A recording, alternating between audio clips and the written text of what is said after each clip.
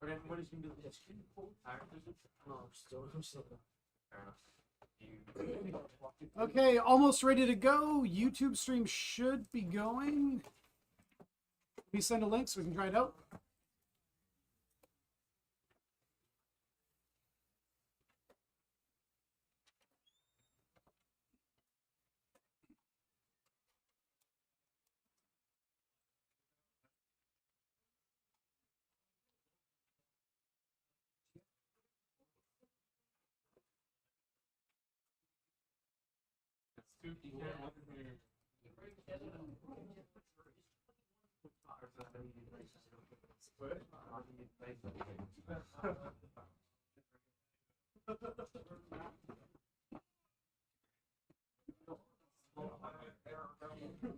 Okay, we're gonna get started for today. How's everyone doing? Good.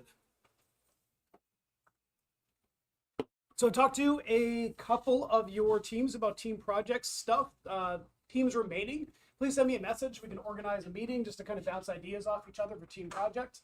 I like to get in on that early just so no one's planning anything crazy. As many times as I repeat that, people will still plan crazy stuff. So hopefully I can kind of point you in the right direction.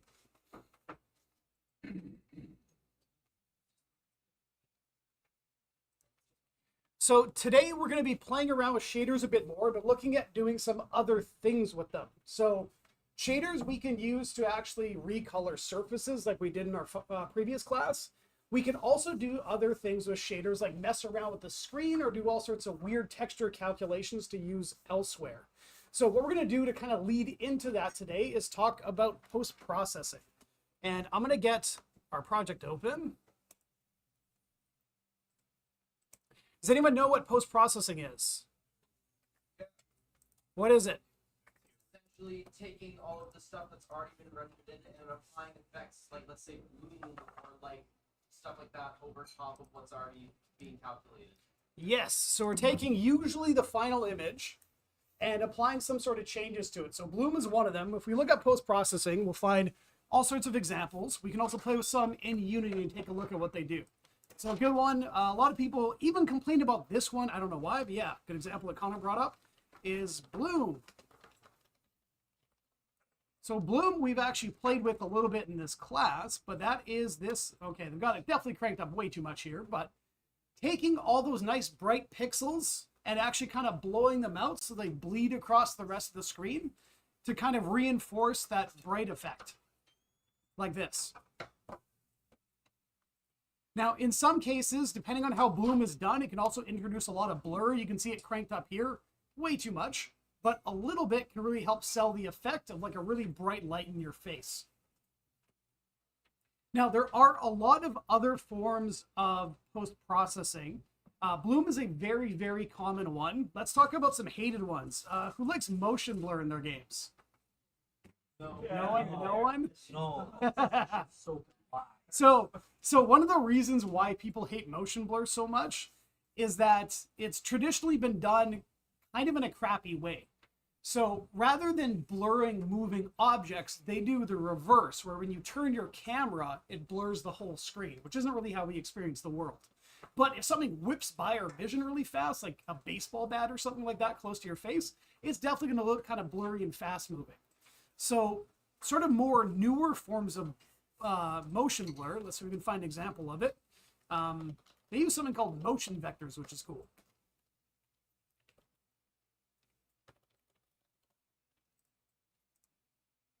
You find a good image of that.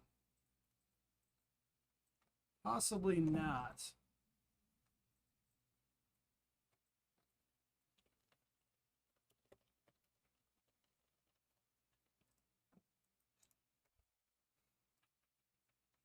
I love when I search for Unity motion blur. The second one is how to remove motion blur. Oh, here's a good example. So in post-processing, we can send a bunch of stuff to our shader to change. Now, typically that's just color. We're taking whatever the image is, making some slight modifications, and sending it to the viewer. We can also send other information, like the actual speed of each pixel on the screen. What they do is they take each pixel and they take its velocity and map it into a texture. So instead of having like a red, green, blue for color, we're actually using that red, green, blue to represent motion. Then we can go and blur exactly what's moving and not just the entire screen, which is the really crappy way of doing it. So you can get cool effects like this with a character running really fast. Obviously, if your character's running really fast in front of the camera, but your camera's stuck to the character, your character shouldn't blur, but the background might blur behind them. So we can do cool effects like that now. What's another good one people hate? Chromatic aberration. That one can be cool in small doses. I like chromatic aberration. If you ever want to read some really dumb hot takes, check out chromatic aberration and Reddit. This is my favorite post to bring up because he zooms in multiple times to try and show how bad the chromatic aberration in this game is. So chromatic aberration, like a lot of post-processing effects, we're basically trying to make our game look wrong in the same way that taking a photo of something can be wrong. So we're taking a lot of the common artifacts that you find in cameras, either like a single shot camera you can take, or from, say, filming a movie on actual film with like a camera lens. We take those artifacts and bring them into games because they make them look kind of more filmic and more like movies and sort of the media we're used to seeing. So chromatic aberration is one of them. What happens there is when you feed in a bunch of light through a lens, there can be a separation of the colors. So you'll see this a lot on older photos. Yeah, on the edges. Yeah. You get this effect. It looks a little bit blurry, and you can kind of see where the pixels start to kind of, that actually photo's really low quality. Here we go. The pixels start to bleed apart. So the red, green, and blue start to separate, and you can actually see those edges. So this normally happens more towards the edge of a lens, which is why the effect usually hits kind of the outside edges of the photo more than the center. So this is a common effect that they use in games as well. Normally it's very subtle, like this guy complaining. You'll notice this is the full screenshot here. He had to zoom in this far on this little planter in the corner of the screen to complain about a few extra pixels here. It's usually not very noticeable. Some games use it as feedback. Has anyone ever played Destiny or Destiny 2? Yeah. So when you're in your down state and you're waiting for someone to come rescue you, they actually go and crank up the chromatic aberration so you can see it on the edges of the screen as part of the feedback that, hey, you're about to die. So it can be used either just as a simple post-process or as sort of a feedback effect in your game as well. Another really common one that comes from lens artifacts is a vignette. Really? Oh, I love it. This effect here.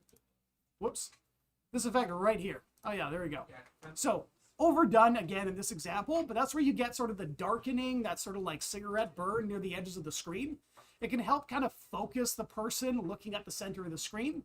And again, sort of depending on how much you tune it and what you set it to, sort of brings back that sort of like filmic look. If you crank it up a lot, you get that kind of film noir, detective type look. So you can use that as well. What about ambient occlusion? Oh, ambient occlusion. So ambient occlusion is a whole thing. There's a few different types. There's a bunch of companies actually competing with different technology right now for that. But ambient occlusion, at its core, is basically a way so we can look at an image and we can add additional, and I put this in like heavy air quotes. I don't like when people complain about things in video games being fake. It's a video game. The whole thing's fake. That's the point. But we can add sort of fake shadows to an environment. So all these small details with areas behind these pipes and in corners and everything, that's just kind of too small and too accurate for real-time lighting to hit. So we do this as a post-processing effect. So this is actually an interesting effect where we can't just do this based on the color of the screen. We read a whole bunch of different stuff into this shader to figure out how to, where to put all the dark corners. So they actually read in, there's an extra map that gets sent to the GPU, and we can use it in our shaders, called the depth map. And it's basically a black and white map that represents how far each pixel is from your camera. So they can use that to figure out, okay, if there's two pixels kind of close together, they can compare it with another map that represents the direction every pixel on the screen is pointing. So I can actually find some examples here. Let's look at camera depth map. It's going to look something like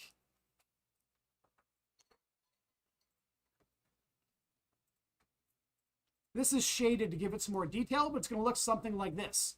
So you can kind of see the rough outlines of things in terms of how far they are from the camera, but you don't have any color detail. We can also get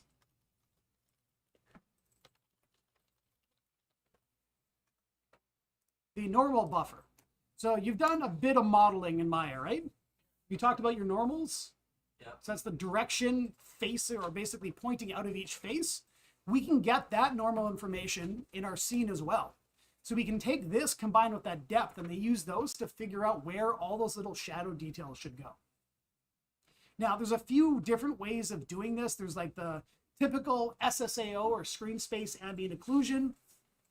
There's also one you might hear about called HBAO, which is horizon-based ambient occlusion, which is more expensive but looks nicer. We can also pre-bake this depending on how we're doing our lighting. So we can kind of calculate the stuff ahead of time and apply it to the level once we're actually running around.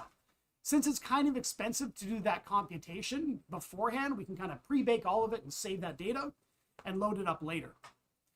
More and more AO stuff is just getting done in real time, so we're not really baking it as much as we used to. You might, if you're making a game for like a Switch or a mobile phone or something like that, but most of the time now it's kind of done real time. Another effect we can talk about, since we've talked about depth, is depth of field. A lot of people hate this one too. I'm not a big fan of it in gameplay, but if it's like a quick time event or a cutscene or something like that, it's a really cool effect. That's where you have a camera lens.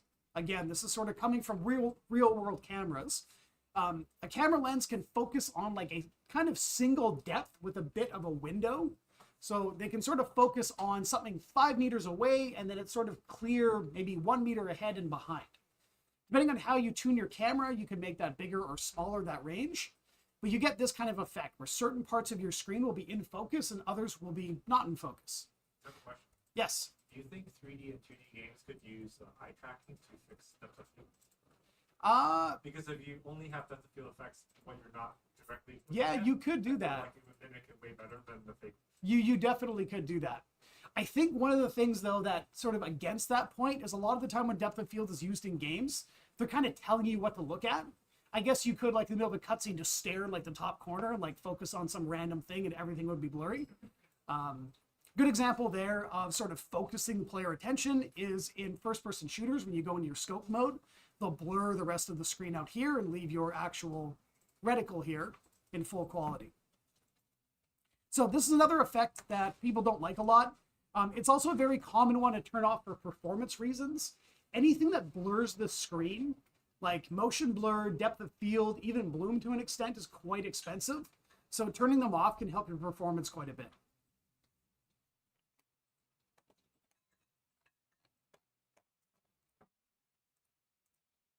So sorry, if we wanted to turn off things to like make our game run better, Yeah. depth of field is number one. Motion blur and depth of field are usually like the top two things. Yeah. Quinn, Yes. You know why? Since depth of field is just blurring everything in the background. Yeah. Wouldn't it make sense to also drop the LOD, and then that would save on performance now? You could. I've never thought of doing that, but yeah, you could do that. 'Cause I So- feel like that would be a good way to both. Yeah, keep it kind of and hide it. performance. Yeah. So as you're saying, you could simultaneously, we haven't talked about LODs yet, but LOD stands for level of detail. And this is the effect. If you've ever played an open world game and you like step forward and the tree kind of goes like, it goes into full quality, then you step back a couple feet and it drops down to a second quality level. Yeah. That is LODs. So that's basically where we have multiple quality levels for each asset, and we switch between them depending on how far we are from the asset. So we could, yeah, if we're blurring out the rest of the screen, we probably could drop the LODs of everything down, not have to render them at such high quality. You could probably get away with that. One of the reasons why motion blur was used a lot in like early racing games was moving that fast through the level. It'd be hard to render all that stuff really rapidly and load it all from disk fast enough. So they did tricks like that and kind of hit it just by blurring it out. It makes you feel like you're going faster. It does, yeah. Now, LODs are an interesting thing to bring up. We're sort of in this weird spot right now where some games are not using them.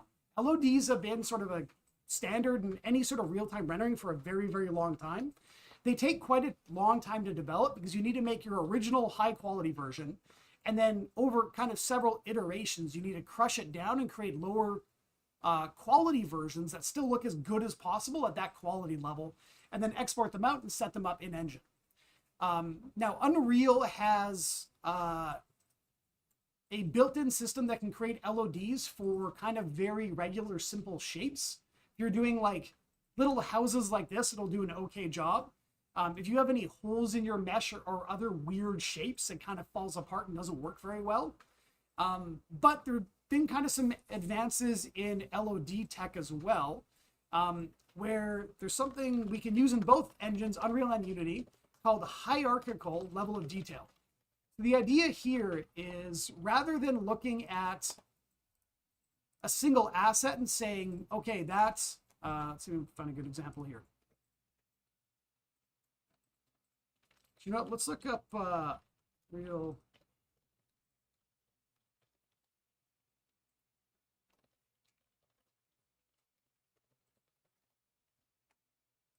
Example here. So rather than looking at it and saying, okay, we have,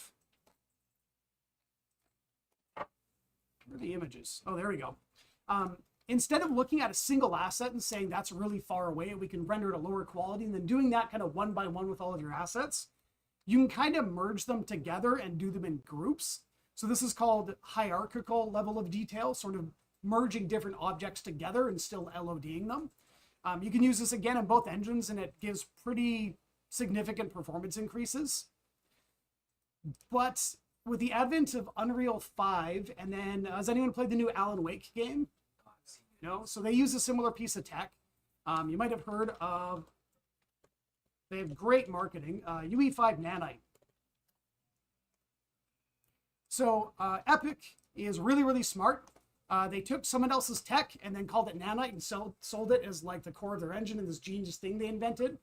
This underlying tech was actually made by, I think it was either Microsoft or NVIDIA. But the idea with the Nanite system, or what they're actually called under the hood, is mesh shaders, is rather than having to have all these separate LODs because we can't handle the amount of geometry on screen, these systems can kind of crunch down that geometry looking at the screen and still render it at sort of a performant rate, even though you have crazy geometry in the screen. So in Unreal 5, they use that with all these fancy photo scan assets. Like this rock will be like 5 million polys. Normally that would kill your performance dropping that into a normal engine. But because of the Nanite system you can turn on, these mesh shaders, it can handle that at a decent frame rate. Now, it's still going to be worse than like properly optimizing it, but the ability for teams to really quickly bang out high quality assets and not have to optimize them over and over and over again is worth it for kind of high end, really graphic intensive games. If you're making like a low poly game, like you know, ran Minecraft with Nanite on, you're just going to hurt your frame rate. Low poly stuff isn't really affected. It's really when you're dropping in these photo scanned assets that come in at crazy high quality. You might have played around with some of them in your level design class, all the Quixel Megascan stuff. Have you used any of that? No, not yet. I think you will a little bit. But Unreal bought this company a while back. I was wondering what that Megascan part was. Yeah, so this is, Epic bought Megascans and kind of integrated it into the engine with some other software. But they're all super, super high quality assets. And again, they have to kind of be optimized over and over and over again to run in a normal engine. But with these new mesh shaders, you can kind of drop them in as is and use them, which is really, really nice. So this is kind of where the industry's headed. Unfortunately, mesh shaders only run on very recent hardware. So if you have a kind of out-of-date GPU, you won't be able to run any of this stuff. I know Alan Wake, if you have an older video card, runs like a slideshow because you can't handle all the geometry because you can't use that mesh shader system.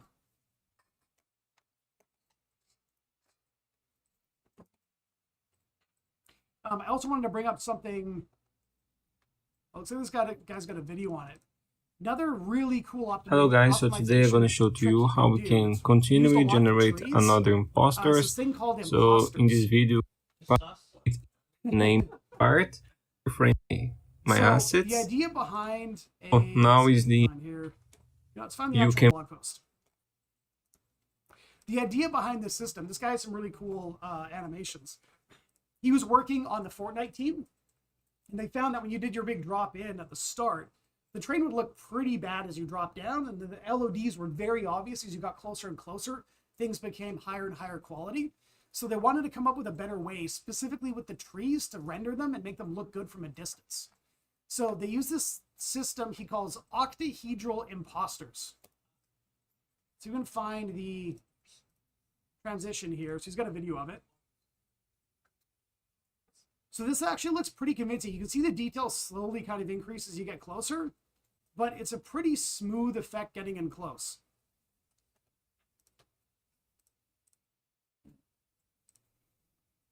Huh. Now, the way they do this is really crazy. This is a mesh. This is just like a source of cards for a billboard. So you can do sort of an okay job representing a tree, but when you kind of look at it, you're like, all right, that looks like a bunch of billboards. Someone made this tree out of paper cards. So it's not super, super convincing. But this guy starts using this system called imposters. Now, this one here is actually just a quad, even though it looks far more convincing in 3D. Yeah.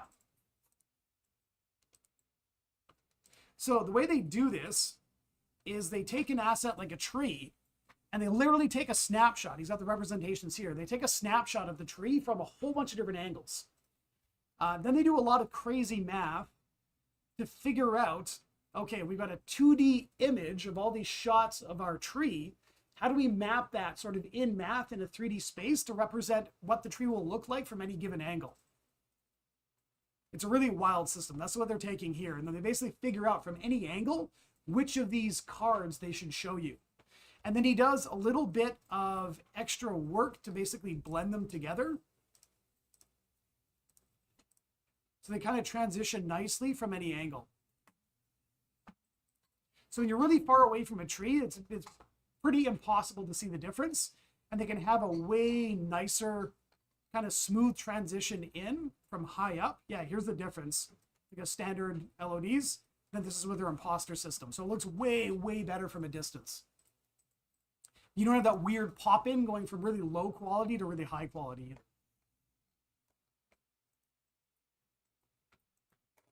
I think as mesh shaders get more prominent and hardware kind of catches up, a lot of that LOD stuff will kind of be thrown out the window in the next few years. So hopefully you won't have to deal with it for too much longer. But for current games, we still have to kind of LOD and optimize stuff a lot.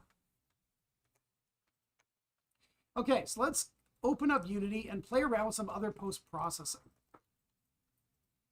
So in both engines, we have ways to turn on different post-processing effects depending on what we want to do with our scene. In both engines, we can also write our own custom post-processing systems to add on top. If you're in our little Sponza scene we've been using so far, and you look in the lighting section, oh, right, I think I removed it. Cool, so we can do our own. Where did I put that?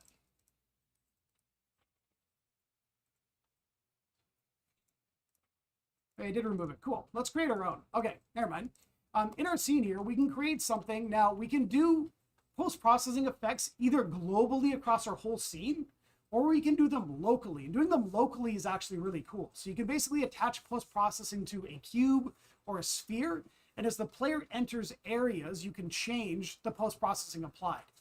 This is useful if you want to have, you're upstairs in a building that's kind of brightly lit, and you go downstairs into some creepy dungeon area, you want to kind of like desaturate it and make it look more like a horror game.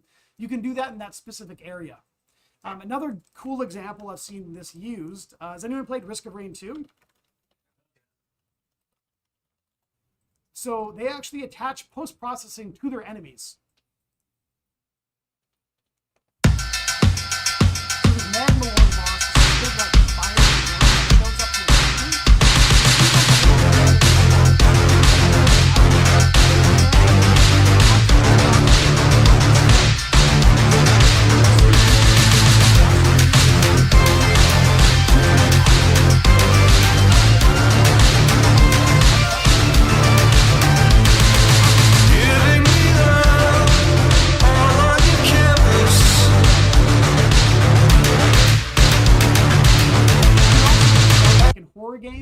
attach post-processing to your enemy. So it does stuff like makes the screen more grainy, or you can increase your chromatic aberration as stuff gets close, just to kind of freak the player out before something even happens. So to play around with post-processing, we can go add a new volume to our scene and turn some stuff on and off and see what happens. So inside my scene, I'm going to find my hierarchy view over on the left-hand side. And we're going to right-click and go down to Volume and select Global Volume.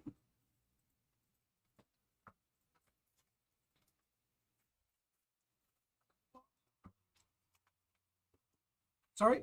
The icon for when I spawned it in, I was describing it. Oh. Box with layers inside. Yeah. So we're going to go right-click Volume and select Global Volume. And I'll take a little snapshot of that. So on its own, this volume doesn't do anything. What we need to do is plug some settings into it, and then that's going to affect our scene. So you can see the default settings on our volume, it says global. If we wanted to make it affect a specific area, we could change it to local and add some sort of collision to it. What we'll do to add some stuff to our post-processing here is beside where it says profile, there's this little button that says new. I'm going to click on that.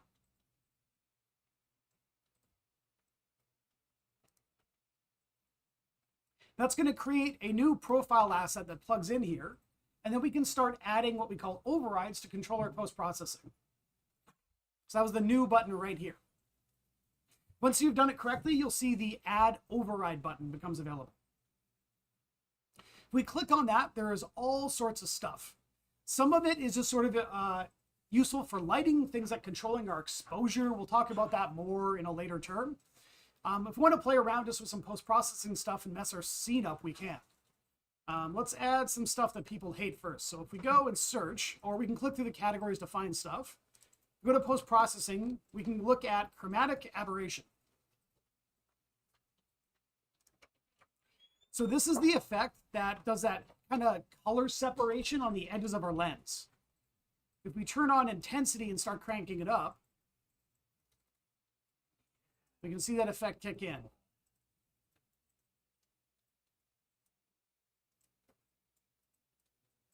And you can see, as I mentioned, it sort of affects the edges of the lens more. So when we crank it up, it hits sort of the edges and corners of our screen, but not so much in the middle. Sorry, what if it's not affecting? Let me double check. Guessing we could also tie this to last one. It's supposed to be global stuff. Yeah. I use it to No. So only if you want it, yeah. Okay. We're leaving it set on global, so it affects the entire screen. If you want it in one spot, you could switch it to local. Yes. If you want it any kind of like velocity of your character. Absolutely. The easiest way to do that is, for instance, like a racing game. I would attach all the post-processing you want at full speed to a volume and crank it up. And then there's a single slider up here called weight. You can change this, and that controls all the effects at once. You can basically just tune that based on your speed. Same thing if you want to do a bunch of effects as your player gets a lower health to let them know they're dying. You can go and kind of invert it, and the lower your health is, the more you increase the weight. We've got our chromatic aberration added. Let's add, I'm going to go add override and look for motion blur. Let's crank that up. Get up all the way. So this one, we're only going to notice when we start moving the camera around. I think we'll see it in the preview here, yeah. I'm going to try 500 and hit play. Normally 1 is quite a bit. Nice. Beautiful. Oh, How would you know? How would you know? listen. Omar would. Why do you think he draws so? You don't know. Stone Lake. Real. So there's the hated motion blur. On the. That's the worst part. So the velocity for the motion blur is basically how fast pixels are moving across the screen. Yeah. What else can we add? Depth of field is another one. Now, depth of field, honestly, is a little bit hard to tune. And there's a few different modes. If we set depth of field to manual ranges, we can play with different values.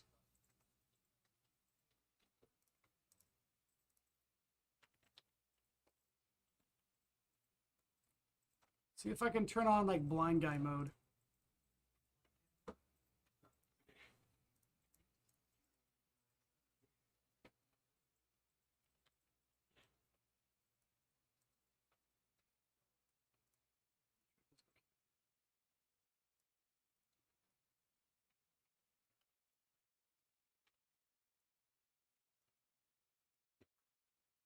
Oh, there we go. Working in the game view. So what is the start and end value? So the start and end value are basically where the blur starts and then where it ends. With depth of field, you have sort of a sweet spot in the center of your view depth where things won't be blurry. You can see if I'm looking here, the pillar's blurry and everything at the far end of the scene is blurry, but the barrels are kind of in focus. As I move forward, they get blurrier, and then stuff sort of in the middle of my view becomes more clear. So you can kind of tune that range. Another effect that kind of comes from this that can be kind of cool, you might see in photos, is tilt shift. So I've seen this done in games a few times. Tilt shift is the effect of like flattening out your camera. So it looks like you're taking a really far shot from really far away. But you adjust your kind of focal distance in your lens a lot, so you get this weird kind of like miniature people effect. Now, in games, we can fake it a little bit just by adjusting our camera so we have like a low FOV and moving the camera really far away so everything looks flattened out. And then we can blur the top and bottom of our screen using either some like custom post-processing or like a depth of field effect. But it's kind of a cool look. Yeah, that like shots like that are really cool. Yeah, this kind of weird too. Not even like noticing. So if you look on mine, if we switch over to the game view, it's not going to blur the scene view. Oh. If you click on the game tab, you should notice it. I was wondering. Yeah, so you can see this near range on mine starts at 0, so it starts at the camera. As I increase it, stuff further away gets blurrier.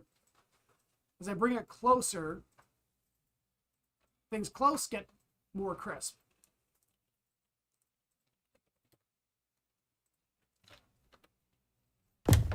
You can also send information if you want to kind of focus on where the player's looking. You can send information to post-processing about where the camera's pointed to adjust your field of view as well. Or sorry, to adjust your depth of field. Most games use it very, very kind of sparingly during moments like, a good example is like investigation things where you pick an item up and you're looking at it. They'll add depth of field so the background's blurred. Same thing using scopes. They use this kind of in certain moments, but often it's not turned on like all the time.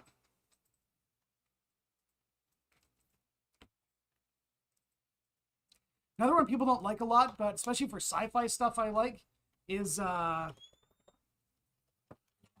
film grain. This one right here. So film grain is like the Mass Effect effect. Yeah, it adds noise all over the screen. It's kind of busy and animated. Might be hard to see through the stream, so I'm gonna crank mine way up. Let's go.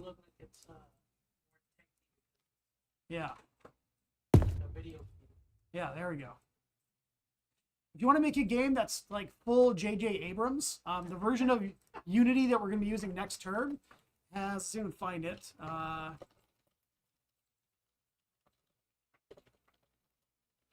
Has something called screen space lens flares. I found the image here. Yes. So it's basically a bloom effect that you can stretch in either direction, up and down or left and right, to create that kind of overly sci-fi, stylized, like J.J. Abrams Star Trek type look.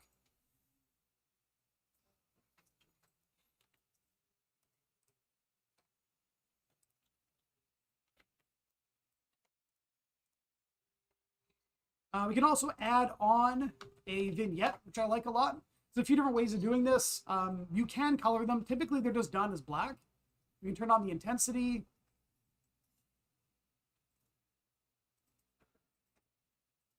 Add a bit of a vignette. Now, one thing that's kind of cool, kind of combining a lot of these, especially now that I've got like my film grain and my vignette on there. If we want to make a like horror style game, we can make some adjustments to make everything kind of darker and spookier too.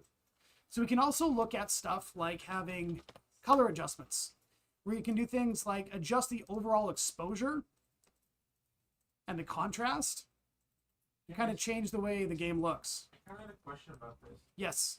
So, in what this a game I've played, it's in Unity. Yeah. It allows you to customize this, but then there was also like a bunch of like preset like filters, I think. Oh, okay. And they're like named like different things like center, cognac. Oh. If you do anything about that. I've never really heard those terms used before. I'm guessing they're just different kind of like stylized effects they added names to. Oh, okay. Yeah. I thought it was like something like a new. No. Okay. Thank you. Yeah, we want to make a horror game.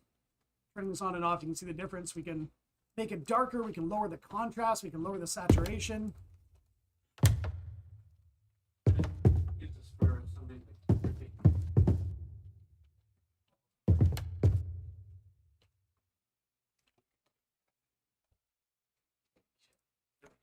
Lots of stuff we can play with.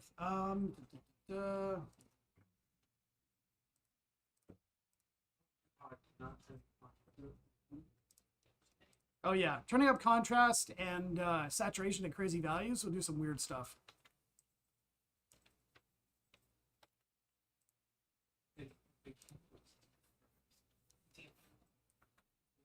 Another good one to look at,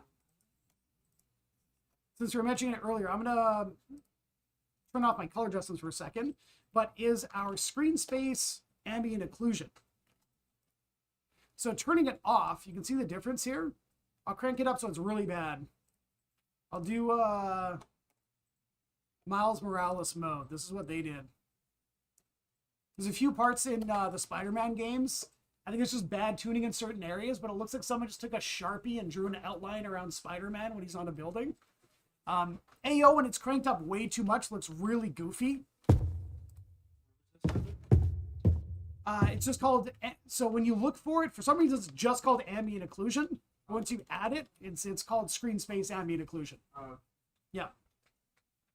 So normally I have it tuned so it's a little bit intense with a lower radius.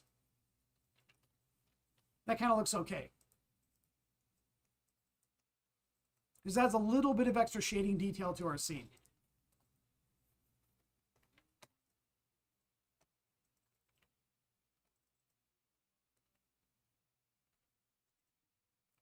Another cool one that I like a lot isn't so much like normal. That was weird. Isn't so much like a normal post-processing thing, but Unity has something called an indirect lighting controller. We can use this to adjust how much bounce light is applied to the scene. So if you really want to drop your bounce lighting down and make kind of more creepy look horror lighting, you can drop these values down, just kind of make the whole scene darker. If you set it to 0, you'll have no bounce light. I think it's very, very dark. So I kind of use that to tune my lighting after I finish baking sometimes. Oh, that's very dark.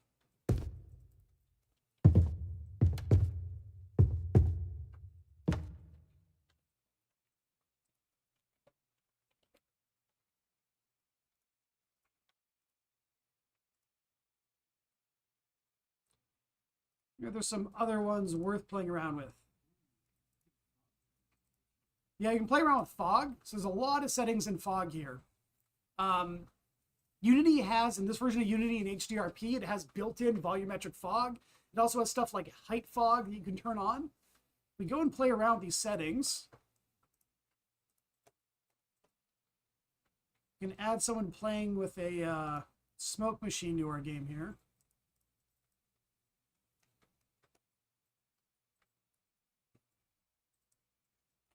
The fog attenuation distance is essentially how far you can see in fog.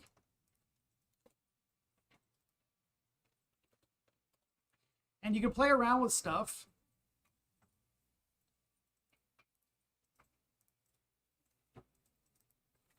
Volumetric, maybe not right now. Yeah, you can change the color, you can change the height.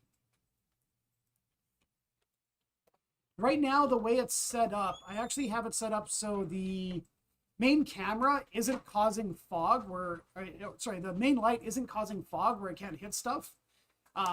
Fog, in reality, is usually a whole bunch of water droplets or other sort of kind of particulates in the air hit by light, which is why you can't see fog at night when you're driving, but if your headlights hit it, it like kind of blows out. If we want super foggy everywhere, and we want to do like the Silent Hill type game, if we take a look at our directional light here, we find the option. Not that one.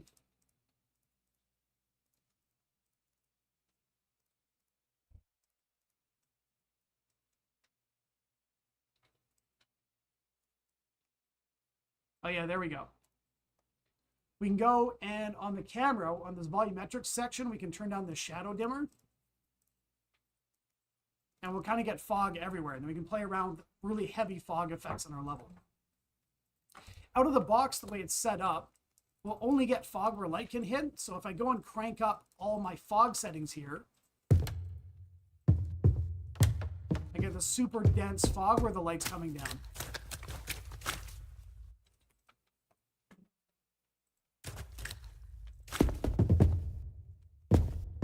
Now, traditionally in games, fog was usually cranked up, so we don't have to render stuff quite as far. I think the actual fog effect in like one of the first Silent Hill games was an accident that they kind of kept. But bringing the fog in, we can not render as far, and we can save on a lot of performance. Nowadays, it's used more as a sort of a post-processing effect to have like nice, convincing-looking lighting and effects in the scene. Volumetric fog, I like a lot. I think students kind of underutilize it. It's found everywhere in games now. So you can go and play around with that with different lighting systems and play around with the fog to get kind of the look you want in your game.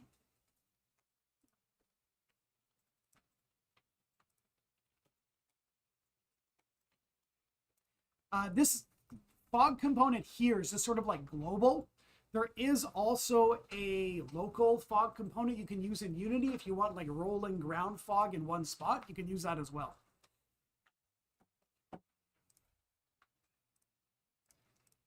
Let's go see if there's any other effects that are worth mentioning. Ray tracing stuff, we're not going to touch that.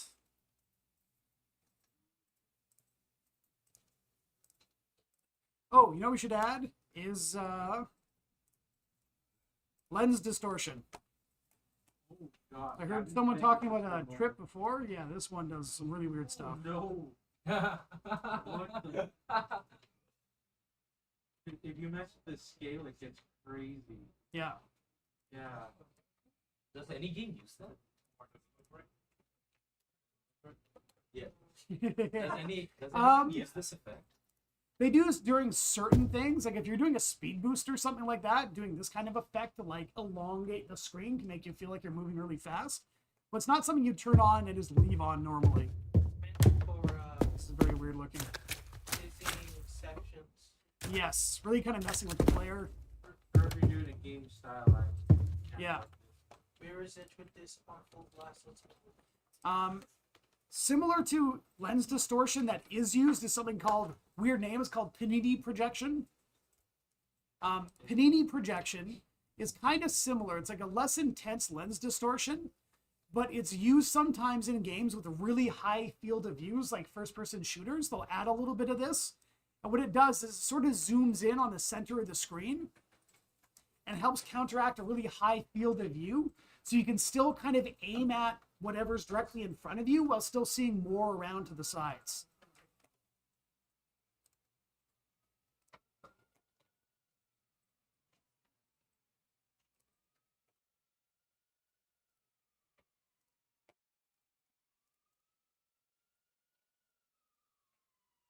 Now, another thing we can do, as I mentioned, is we can write our own custom post-processing effects for Unity using something called the custom pass system. Now, I have a couple added to the project already.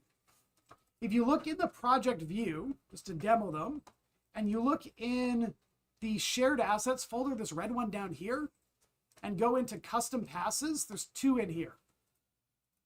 The first one's called edge detection, which is kind of the Borderlands like cartoon outline style thing. The FPS foreground is more specific. It's for another common post-processing effect in games is rendering the hands in a first-person shooter at a lower field of view than the rest of the game. If you go and crank your field of view up to like 90 and then put a big gun in your character's hands, it's going to look super stretched out and elongated on the screen, which you don't want. So they often render the environment and your hands in kind of 2 separate layers, with the hands layer being a much lower FOV, so it looks flatter and it doesn't take up as much of the screen. We'll play with that later in Team Project if anyone needs it, but for now, I'm going to go into shared assets and custom passes and just drag this edge detection pass into the scene. And we get that.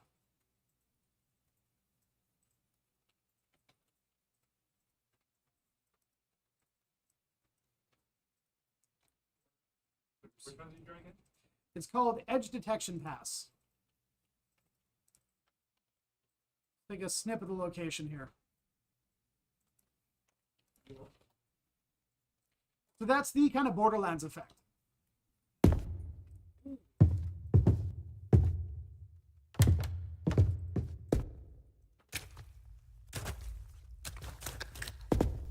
Kind of funny, the Borderlands devs actually get really annoyed when people talk about their game being cell shaded. Everything in Borderlands is actually PBR shaded, same stuff we were talking about last class. So they're still using the same like metallic, smoothness, all that kind of stuff. But they add hand-painted lines and effects onto their characters. You can see they like draw a lot of extra details onto their surfaces. And then they add an outline post-process like this to it. Right. Yeah. Were we supposed to have this? Or No, you should have it. Whoops. No. Let me check. Have underwater.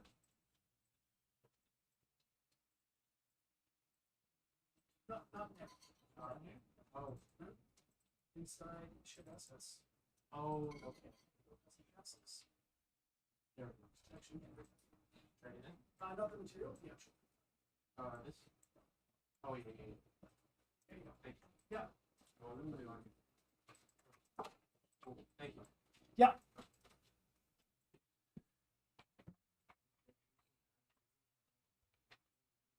Yeah, we can apply any kind of tune effect we want to our scene just with a custom pass like this. Now, one thing the staff have actually been talking about a lot lately is a lot of teams want to do like tune or cell shaded stuff, kind of anime style games, which we're cool with. But a lot of students don't really do it right. So if you look at a lot of anime games, you'll notice that they tune shade their characters, but they don't tune shade their environment. Breath of the Wild is a good example of this.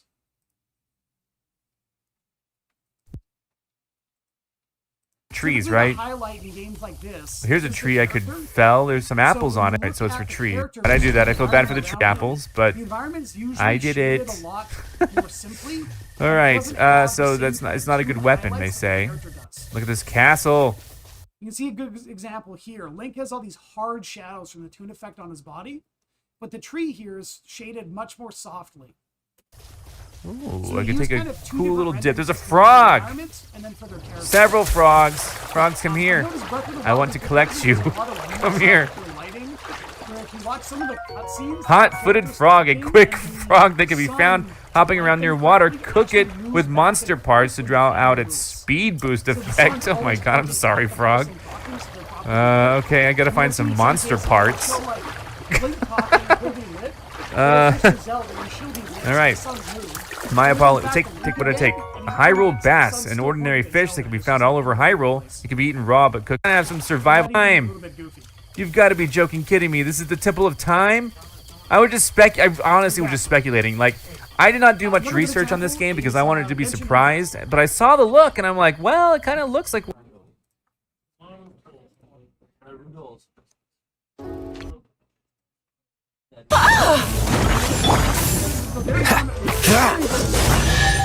They have two shaded characters in the environment, which is sort of more super shaded, and similar kind of grass effect going on. you'll actually notice in, I'm going to find an indoor area. The characters in Genshin Impact, most of the time, don't even have shadows cast on them. You go, yeah, inside like a dark area, your character's still brightly lit.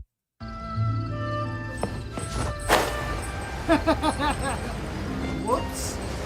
Is this on the official IGN? Wow. Wow. Well done, IGN. Yeah. It's okay, it's only been seen 2.8 million. No one noticed. But yeah, in a lot of like anime or toon shaded games, the environment's shaded much differently than the rest of the characters. Some examples of not doing that would be something like Untitled Goose Game. They have a very specific look, but everything is shaded the same way in this game. They're doing a very, very sort of exaggerated flat shaded look in this game.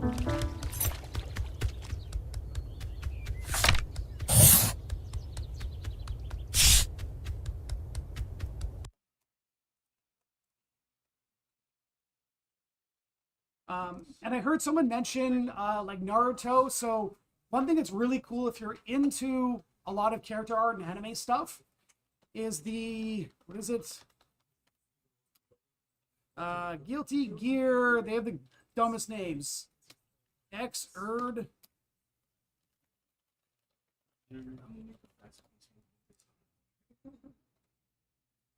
The animation. Here we go. This is a really, really cool talk from GDC.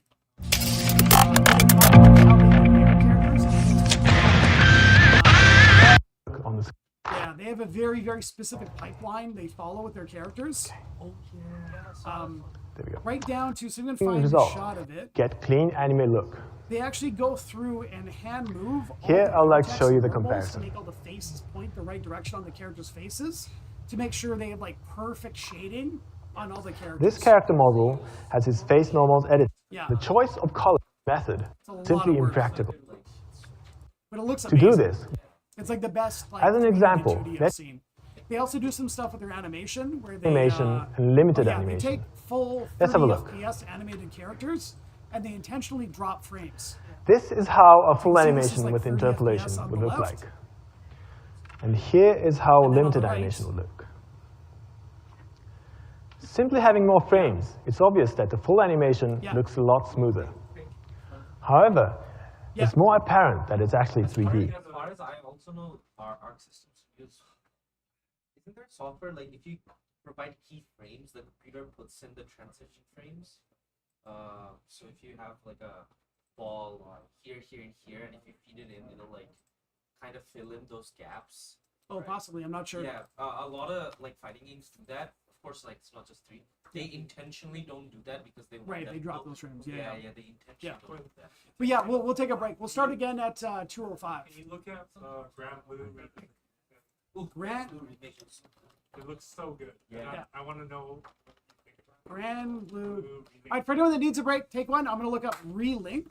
Meeting, yeah. And images or video? I guess video. Or whatever. This one? Yeah. Any gameplay, I guess. Oh, this is like a trailer. Powers are capable of untold destruction. Lines with no context.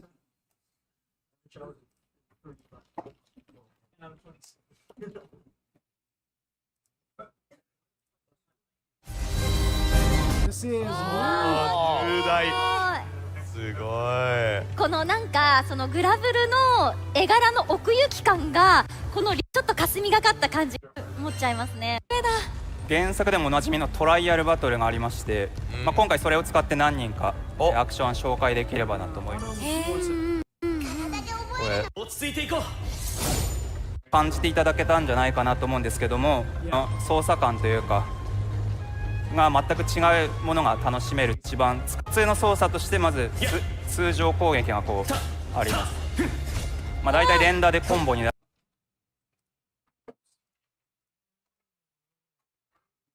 The fourth picture right there. That's pretty cool. Yeah, it's definitely like Natural light. Yeah, it's anime style, but they're not doing like the hard toon shaded stuff. But you said it's wrong if you don't do it that way, or is it just an aesthetic preference? No, it's just an aesthetic thing. Because I think it looks really good. Like, well, it's the concept art looks like they made it look exactly like the concept. Well, they're doing an outline, but they're doing more normal kind of shading. Other than it looks like it probably is like PBR, but they're doing very deliberate changes to the material. The funny thing is though, except for the hair is still very typical anime. You can see like the hard specular and stuff on it, so they're definitely shading that differently. This character looks much more typical anime too than the rest of them. That looks so weird. It's like 3D while everything else is more 2D. Yeah. Ultra good posture. Where 14th century art. No, not even that. Like that's like another cool toon effect I've seen is I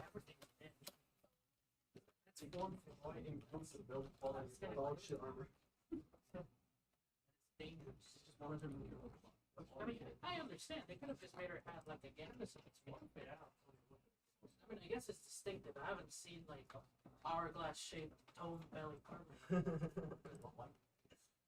The halftone effect uses dots of varying size to replicate the appearance of a color gradient. It evokes some elements of the pop art style, so when it's used in a game like this, it gives objects a sort of comic book appearance. It's perfect for games with a cartoony style, so in this we're gonna find there was one cool project the guy was showing off with a lot of interesting effects like that.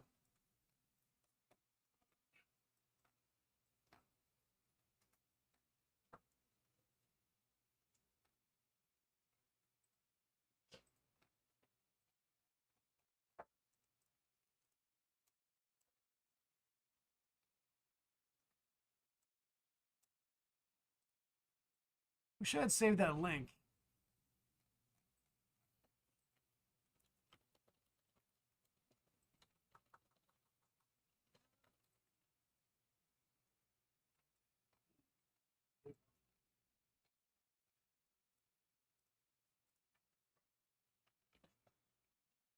Yeah, I'll try and dig that up at some point. It's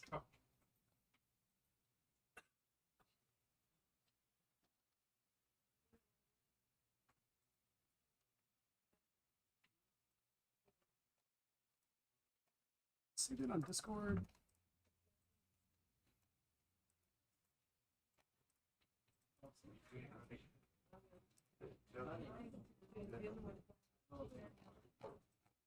What are you typing on?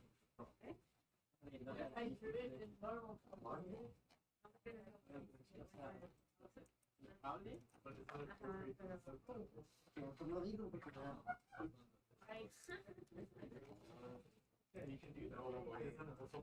It's technically broken or something. I don't see on the map. Yeah, but no selections. It's just intense shape. There's a edit and transform. It's meant for animation. So you are you gonna watch both of the classes for being designed?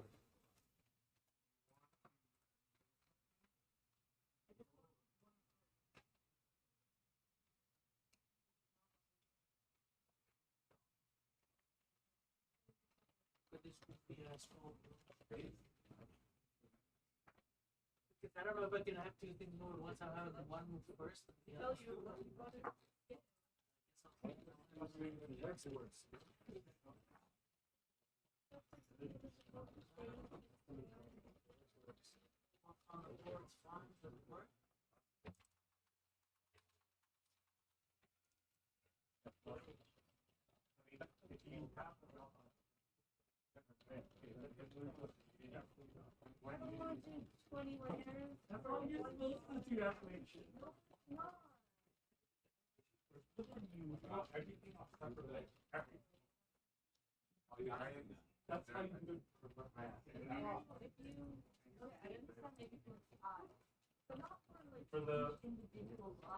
For anything that is going to change, anything else.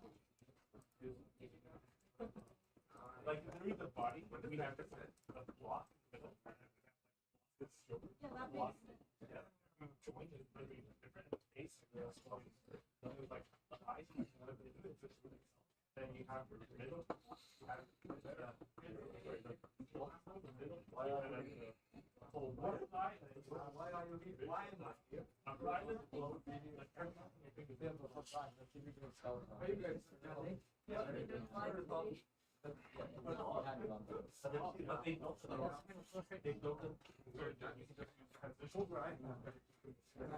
Yeah. You know I'm real. Yes, I do. Could I ask you a question about what my Cooper doesn't work? Yep. Okay. So what I'm trying to do, right, is I'm trying to get these two prints to open when I press E. Okay. So what I have here is I've labeled this as an interactable. I have an interface that's interactable. Okay.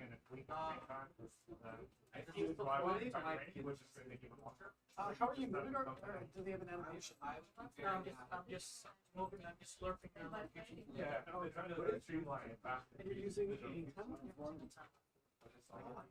I don't know shit, because that's not supposed to be like, you can shoot you that way.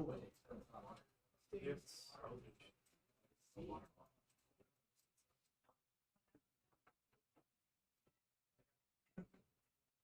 that is so loud. So you're going on the Y axis. Yes, Y is good. Yes. Where is your...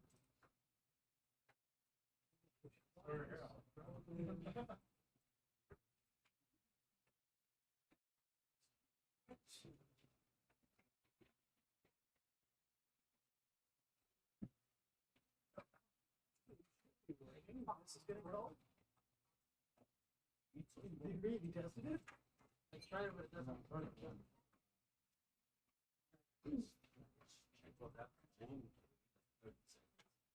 It's a slow.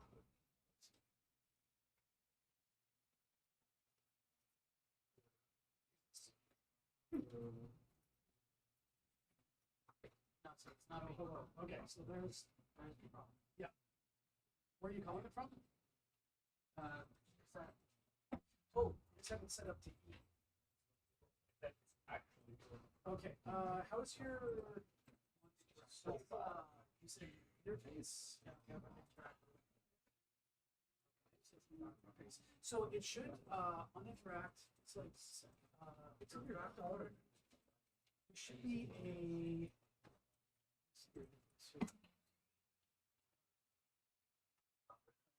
So on interact should be able to get.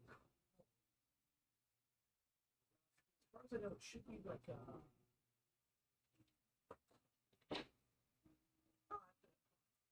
yeah, I forget how to do that. There you go. Yeah. Should be Then but just delete that one. I don't think you need to do that. That's calling on interact, but you don't need to do it. It's just getting called elsewhere. This one should happen. Yes. So how's that try? We have to do a couple of scripting things. This one I came up with. Oh. No. Okay, where are you interacting from?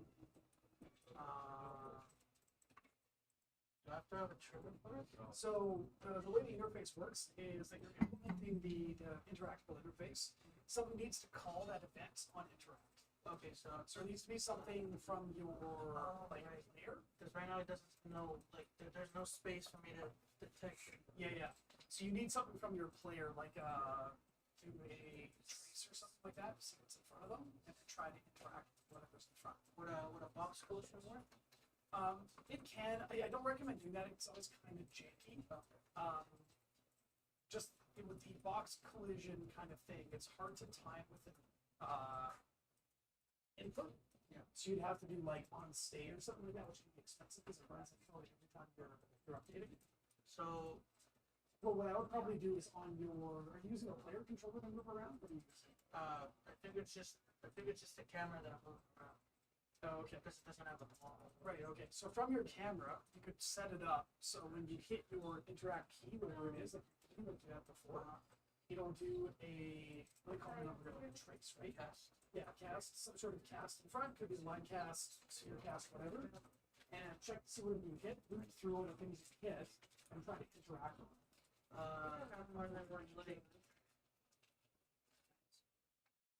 We don't want to do that on this object. We want to do that on.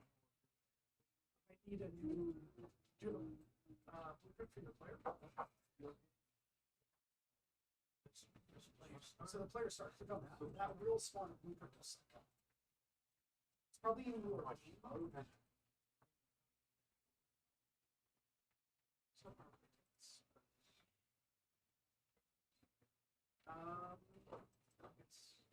It'll be in your settings. What settings going upstairs? Go to what settings? Oh, game mode none. Okay, I don't know how you spawn there. I guess. I'm not sure.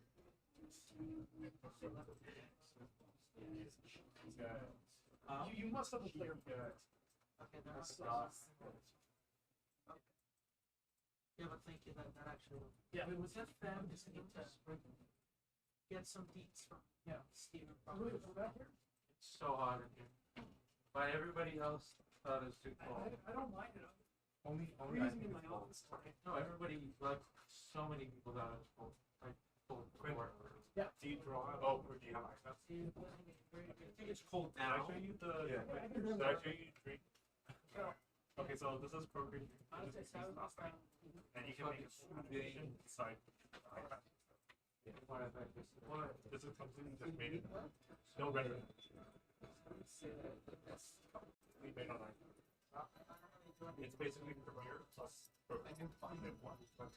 So you can also make videos without. It's $25. Those. And then check it out. Omar. They say you go up to exactly. So it's like the same wall. So you can go to individual lectures.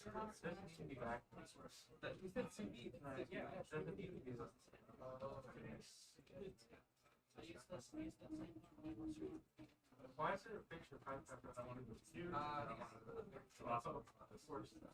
That's still not used to the video. Pretty sure you can use some groups. Go into this individual frame.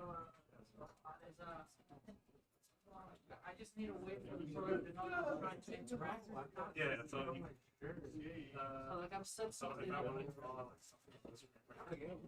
So what it's supposed to do is when I interact, it's supposed to move the curtains aside. So it's supposed to, there's no way for the program to connect it. And I can draw like a single detail. And then I go in Be like like a super style for the interact. and then draw another detail. Yeah. Yes, Yes. for sure. They're on the made a new format. Box splatter. What I would say is that Then you can also export it as single frame. So you can create it. But then the iPad has the visual. Let's say I add box. I would say So I will put it in part of it.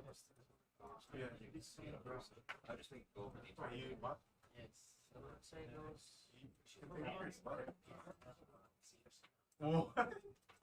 What if you bake it and then add it to something good? See if this works.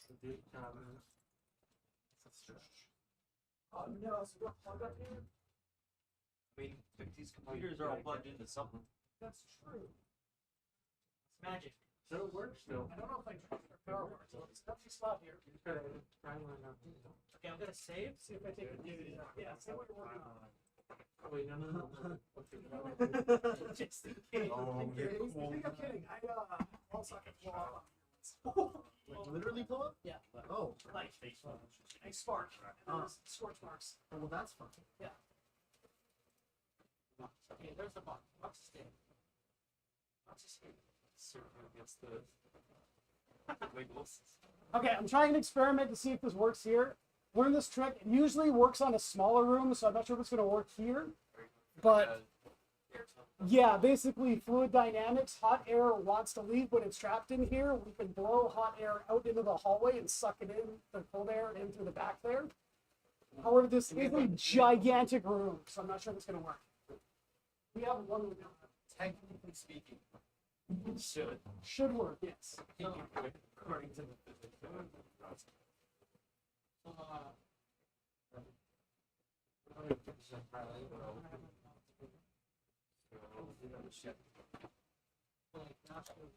Okay, and we're going to get started shortly.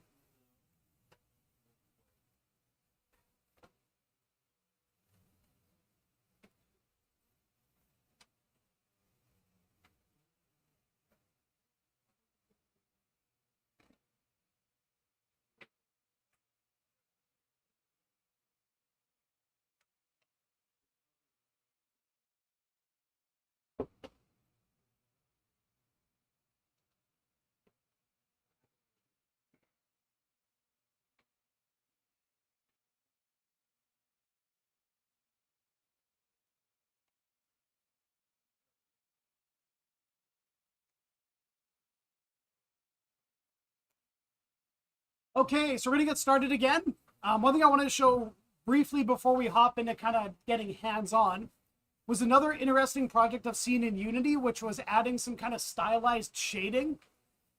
So you can actually download this project from his site and try it out. I tried it. It runs terribly, unfortunately, but it looks super cool. It's the kind of shading you might see. There's an artist called Mobius, I think.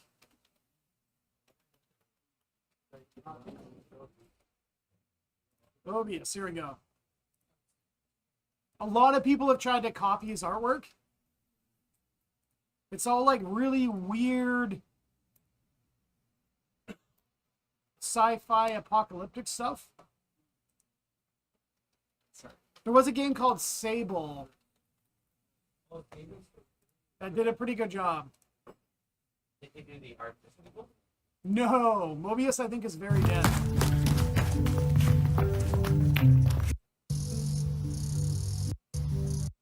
So they were doing a shading that kind of mimics his art.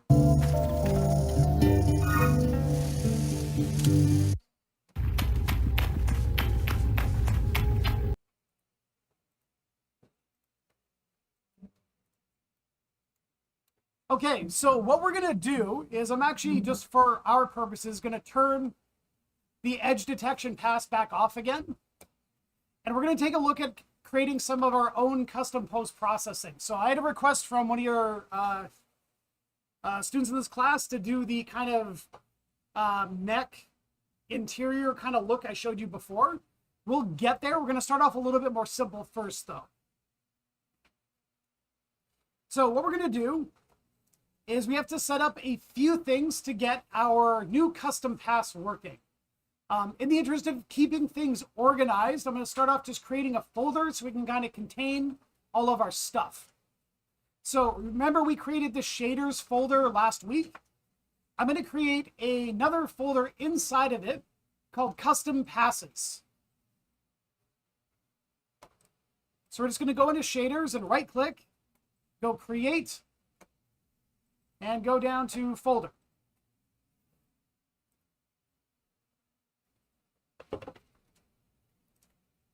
I'll call this custom passes.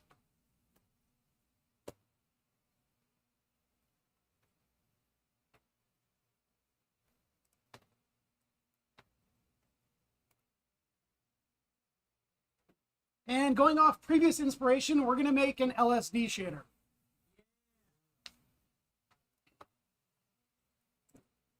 Okay, so inside of our custom pass folder, I'm going to right click and go create. We're going to go through shader graph, HDRP, and look at our shaders. So remember last week we were creating those lit shader graphs. Those are for creating lit objects in the world.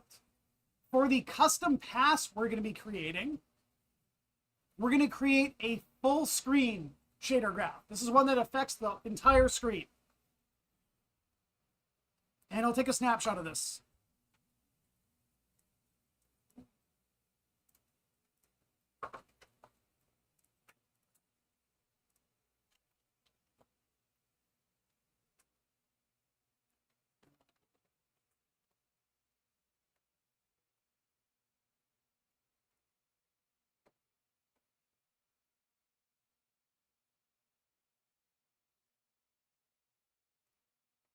And I'll put a shot of that in your GD72 folder. So we created a full screen shader graph. I just called it LSD custom paths. Does anyone remember how we create a material from a shader? Yes, we right click it. So next we're going to right click our shader and go create and go down to material.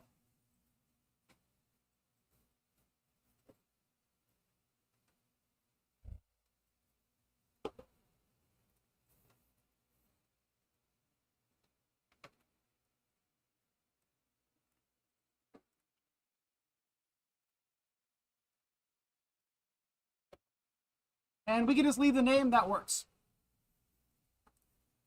So the way the system works is we have our shader that's doing all the heavy lifting. We have our material made from that shader. And then in the scene, we have a volume, kind of like the global volume we created, that points at that material to render it onto the screen. So our next step to get stuff working, and if we do it right, we're going to just see a gray screen and break all of our rendering. We'll go back and fix it. We're going to right click inside our hierarchy and go to, I always forget where it is. Here we go. We're going to go down to volume and custom paths.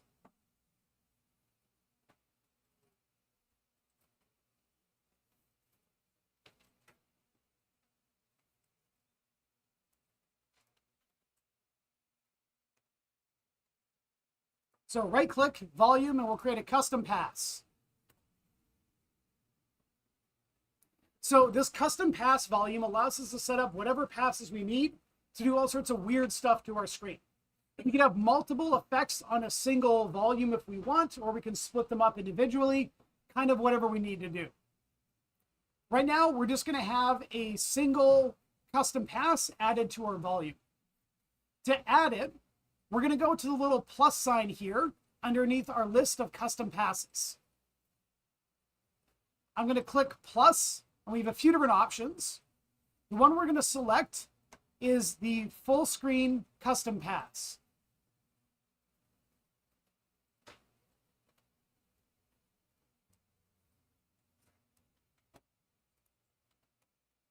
Once we add it, it's going to look like this.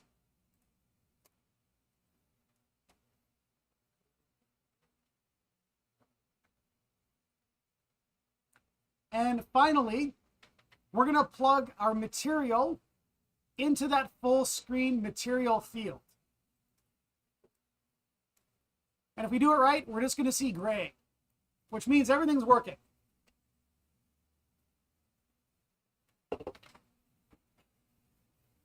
And I'm just going to come around and make sure everyone broke their screen.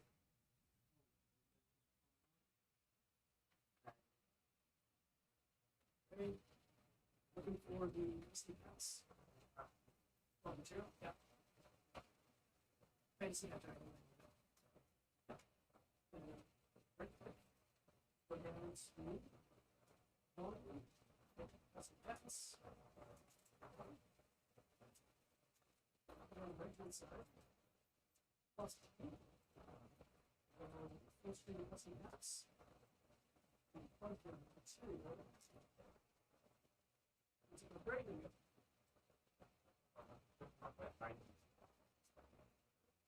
Oh, that's a good question. So, if you need to hide all the gizmos that are on your screen, I've actually already done this. Let me turn the custom pass off so we can see it properly. In your scene view here, you'll see all these gizmos. If you need to turn them off for whatever reason, you can click this button up in the top right. If you want to keep them on screen, they're just too big, you can click the little drop down arrow and just scale the 3D icons. You can also just turn off 3D just to have 2D icons, but then they're kind of everywhere, which I find a bit annoying.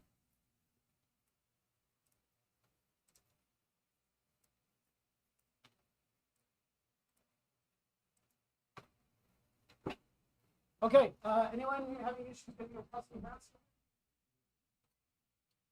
Okay, you stood up there on somebody on the way.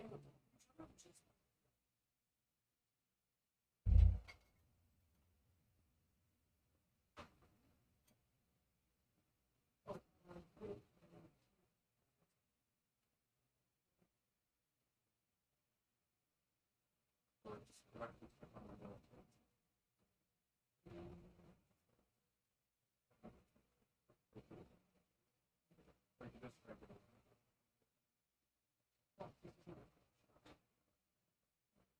looks different. I don't have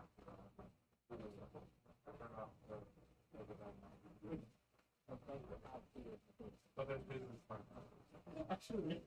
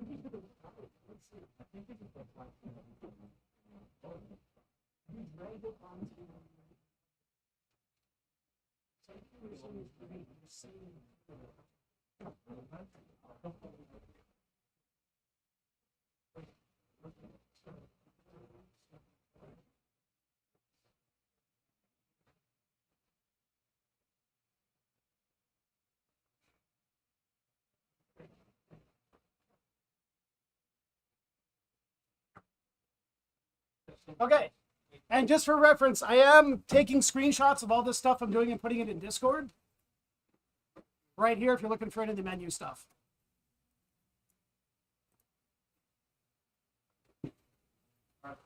Yeah. You made a full screen cast from past. Yes. Okay. I just weren't curious when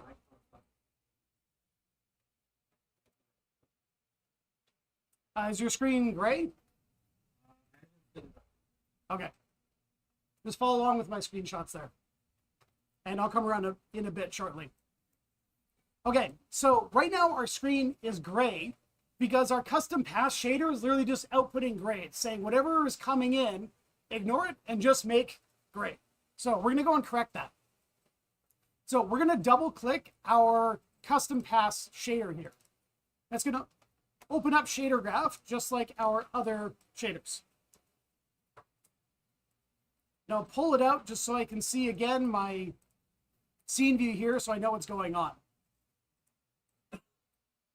Now, right now you can see our base color output and alpha. That's what we have. So we're missing all of the fancy stuff we had with our lit shader.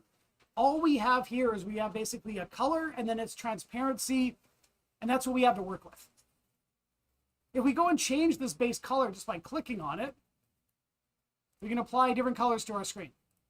Not super useful, but it proves we can go every student's favorite color.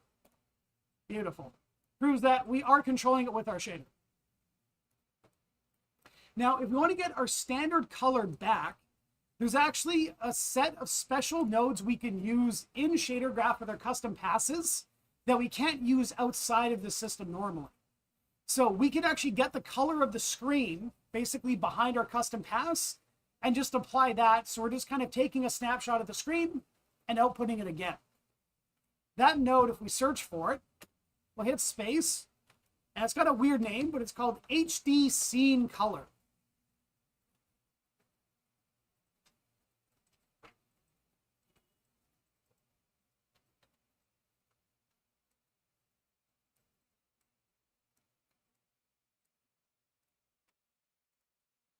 And I'm going to plug it into my output and turn on this exposure option to make sure my lighting exposure is correct, or else the screen gets blown out.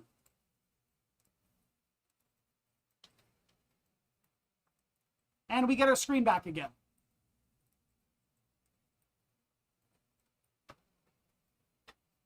One thing that's kind of cool about this system that's really easy to do in Unity for blurring effects, we were talking about LODs earlier. Textures in game engines also go through an LOD step. So if we start turning up this LOD value, it's actually going to make our screen blurrier and blurrier.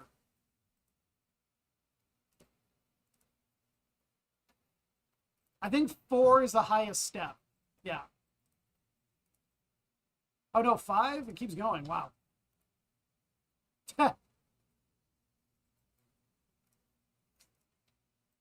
So if we just want to blur the screen and do our own kind of fake or controlled depth of field type effect, we can do that here. But what we're going to do is leave that at 0. And instead of messing with the blur of the screen, we're going to play around with where we draw pixels on the screen. So just like we can do tiling and offset on a texture to move it around on a surface, to the game engine, this is just a texture that's put on a quad in front of the screen. So we can play around with it just as much. We do something like add a tiling and offset node and plug it into our UVs, we can start doing some weird stuff.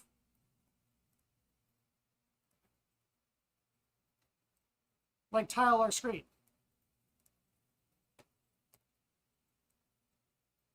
Starts to get very strange.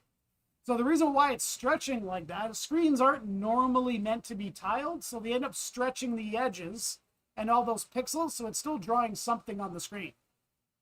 We can also play around with doing little offsets. So we can move our screen around.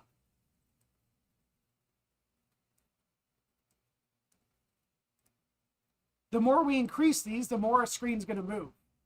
That's going to be the basis of our weird kind of LSD effect. What we're going to do is over time, we're going to push and pull the pixels in different directions to create like a weird wavy effect. And then we'll probably look at, remember we did the RGB lighting on our keg last week? We can apply the same kind of effect to our screen.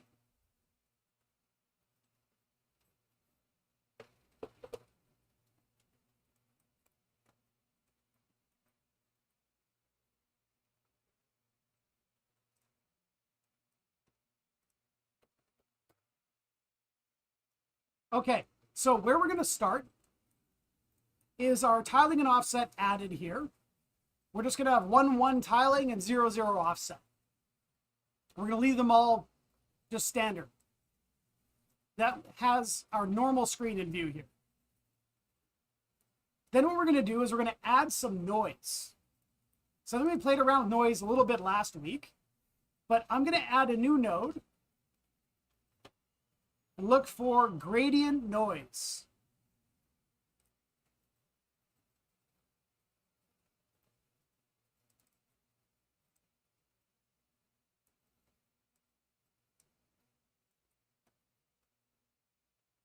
Now, this gradient noise produces a texture. Imagine this stretched out across our whole screen. The black parts represent leaving the image where it is, and then the white parts represent moving the image in a particular direction. Now, one of the things about this, the way it's going to work right now, is it's going to be way, way too intense, and our screen's going to go really insane. We can test this out just by adding these together. If I grab both nodes and just add them like this, our game's going to be pretty much unplayable.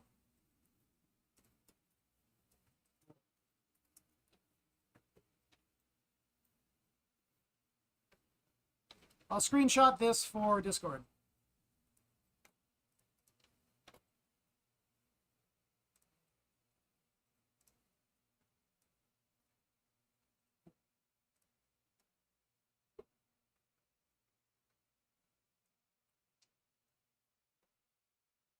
So the end result there is pretty much useless. I can see kind of bits of my screen.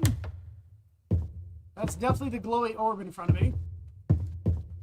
But can't really tell where I'm going. So we can tone it down. Now, there's a couple different ways of toning it down. We could multiply it by some small number to shrink the value. What I'm going to do is a node I use a lot.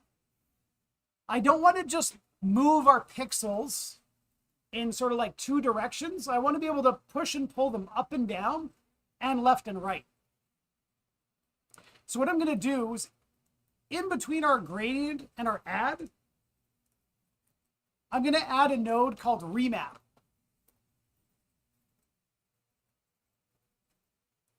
So remap is really cool. It allows us to take some input range of numbers and change where their range starts and where it ends. So instead of having a range from 0 to 1, we're going to have a range that's much smaller, but I want it to go negative and positive. So we're going to move our pixels left and right and up and down. That's going to look like this.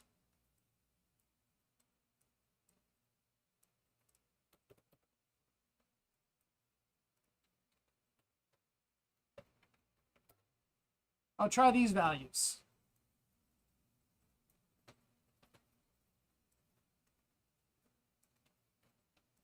And I'll put this snip on Discord again. A little bit better, still kind of crazy. But I can at least see a little bit more of what's going on.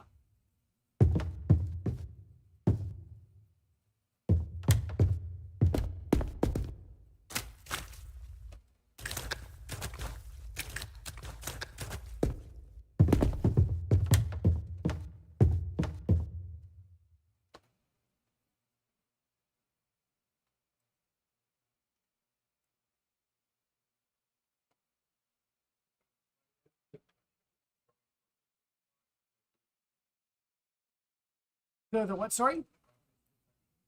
Oh, I turned my edge detection off. So if you click on it, just click this button here to disable the object. Yeah.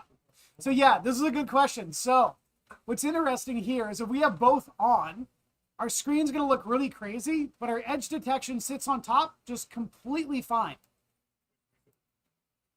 It's kind of weird. So the reason for that, remember when I was talking about that depth buffer and that normal buffer before, those different images we send to our shaders for post-processing? We're not modifying those. We could, and then it would mess with our outlines. But right now we're not touching them, so our edge detection still renders completely fine. What I've done is I've just selected the object and clicked this button in the top left of the inspector to turn it on and off, and just disabled it. You could also just delete the edge detection from your scene. That works just as well.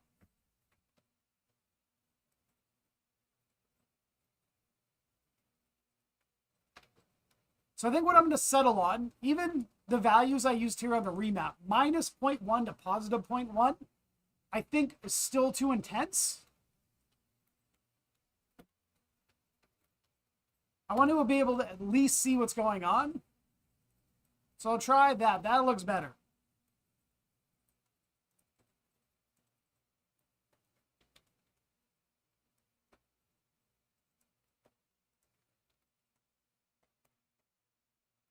I'll update the values on Discord here. So I'm going from the gradient noise into the remap and remapping it from minus 0.02 to 0.02. That at least allows me to kind of see what's going on as I move around.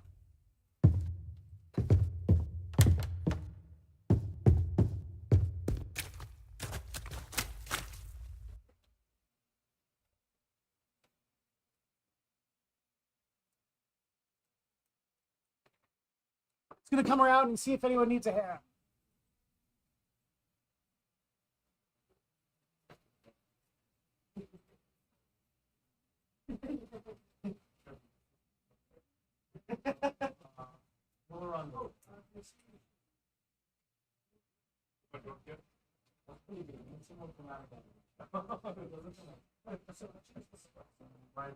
Not big enough for those. Oh, that's how it's I've never been enough. Wait, I got this. Oh, that's not. What? No.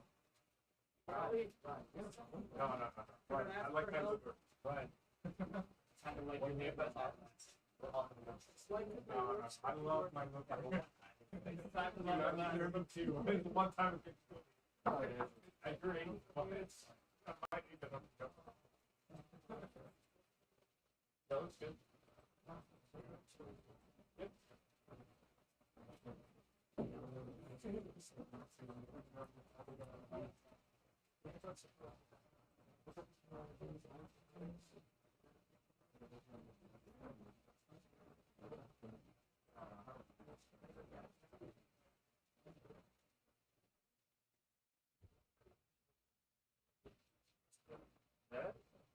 So what is this time of reading what wants it? What about I'm gonna write a message to get facilities to look at it. what you said it?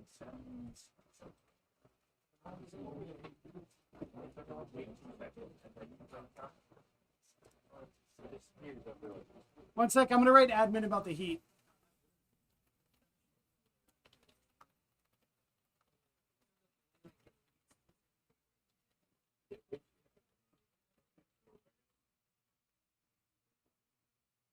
Well, what's going on is you don't play any time. They kick out the set program.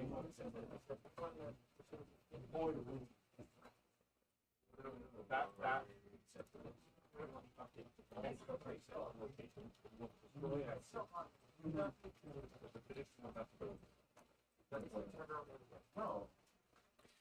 Okay, so our next step for this system,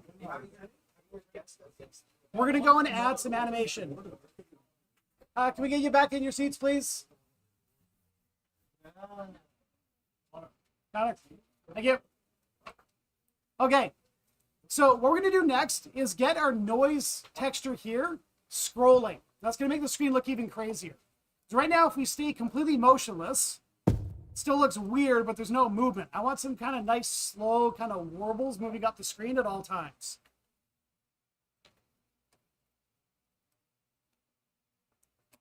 So what we're gonna do, in front of the gradient noise, we're gonna use this same node, this tiling and offset, but we're gonna plug a time node into it to get it moving. So I'm gonna plug a tiling and offset. The UV is coming from here. I'm gonna plug into our gradient noise. Now you'll notice, plugging just a standard UV set into our gradient noise doesn't really do anything. Looks exactly the same. But if we start playing with the offset values, you see how it moves? And it just tiles infinitely. We can just keep going and going and going and going.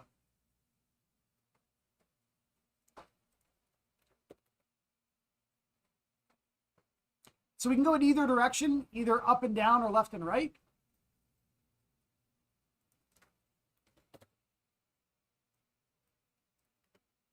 If we use a time node and plug it into the offset here, it does that. And it's probably going to be way too fast. Yeah. That's a little bit hard to look at.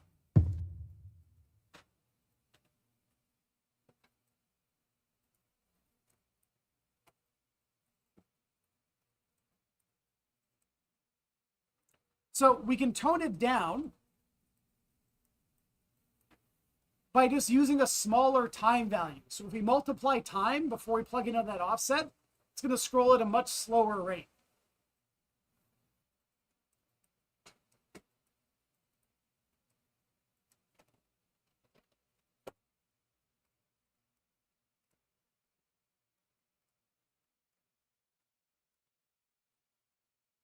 Try multiplying by like 0.1.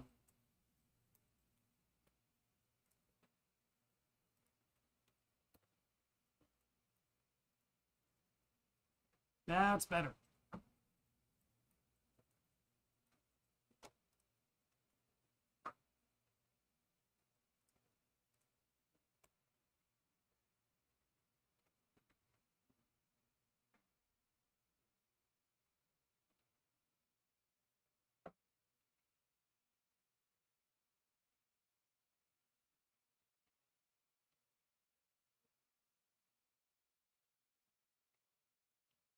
And I'll put a snip of that on Discord as well.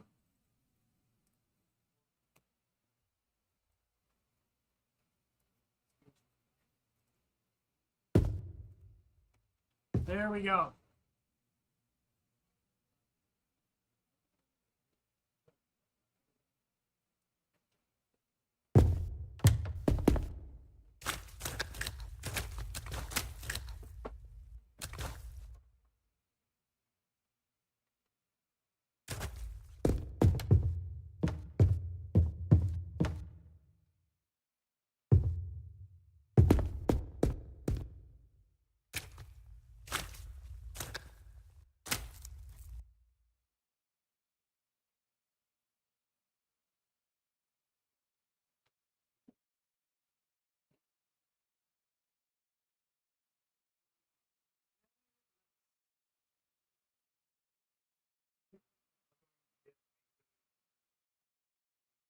So the boxing and it's very slowly set up. You have to tell it exactly what's going to. So with stuff like that, it's going to set up so you don't go against the register itself.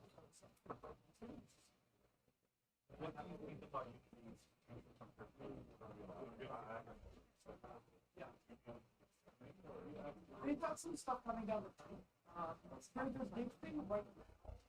This system, this allows you to sure that's the kind of right process for us to see this. So that's part of the section. No, it's still C#. It's sort of C# stuff that you need to step up and get your student. So it's more of a fully packed, but not like this. Yeah, like it still looks nice. They don't have any fancy now. It's not which I think they're doing right now. Turn.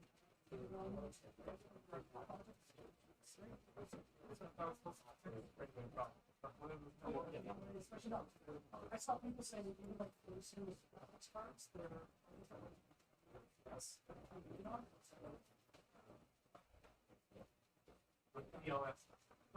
So once you're there, you listed everything on it. I know if you didn't have everything on it, it's still fast. I mean, you're using pushing more for the bonus.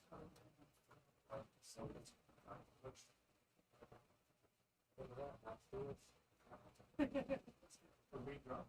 we still need to get some color changes.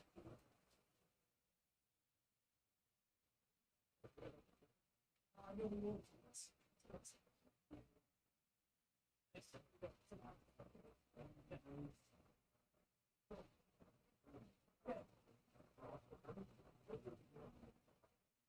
All right. Next thing we're going to do is get some color changing going on our screen. So we're actually going to do this very similarly to what we did with our like RGB lighting on our keg before. I'm going to go way over to the right in our graph. We're actually going to do this at sort of a very final step. We're going to put some stuff in between our color node and our base color output right at the very end. So what we're going to do is similar to what we did before. I'm going to add a new node called sample gradient.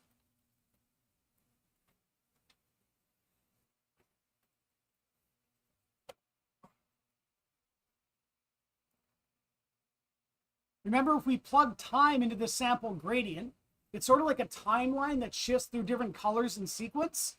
So we can use that to adjust the color of our scene. So what I'm going to do to get this working is I'm going to add another time node. And I'm going to multiply it just like we did with our other time node. And I'll do it by maybe like multiply by like 0.2. So that's going to take 5 seconds for it to go all the way through the different colors. And the output is going to go into the time of my sample gradient. Now, right now, all we see is white. We're essentially moving along a timeline that's just white the whole time, so that's what we're seeing. Once we start editing the gradient, we're going to see colors appear on that node.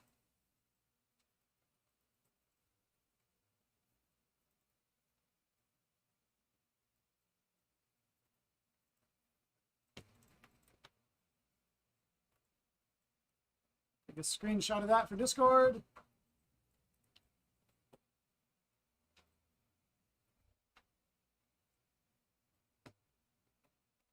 So what we're going to do next is we're going to adjust our gradient by clicking on the little color bar. And we can add whatever gradient colors we want to this. So remember, to use this editor, we can click below the bar to add a bunch of different points. And once we click on them, we can change their colors. Click on this little button right here.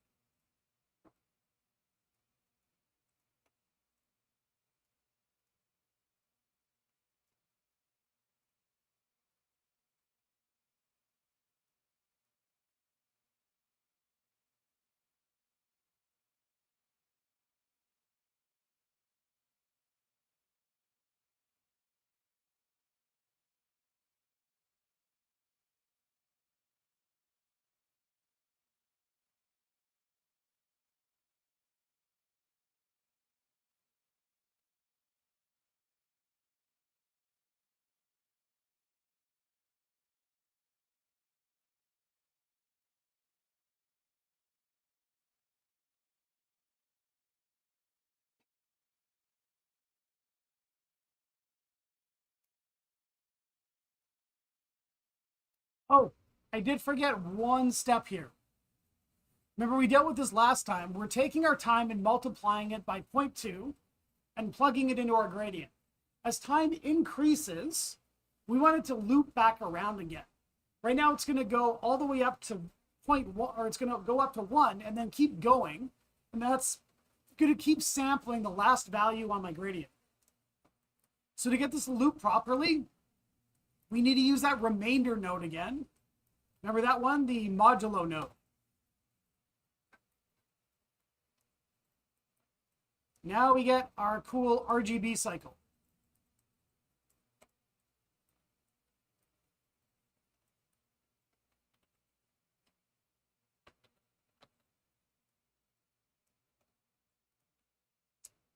And I'll update Discord.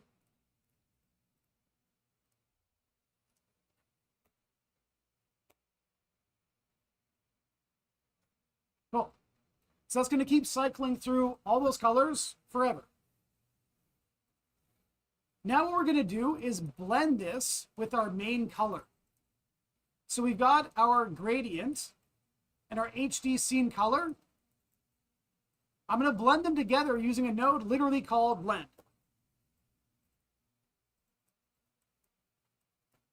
Now this works kind of like Photoshop. Have you ever blended layers together? There's that drop down that does a bunch of different color changes. We can do that in Shader Graph. These are kind of upside down. I'm going to make the HD scene color my base, and the rotating color is going to be my blend.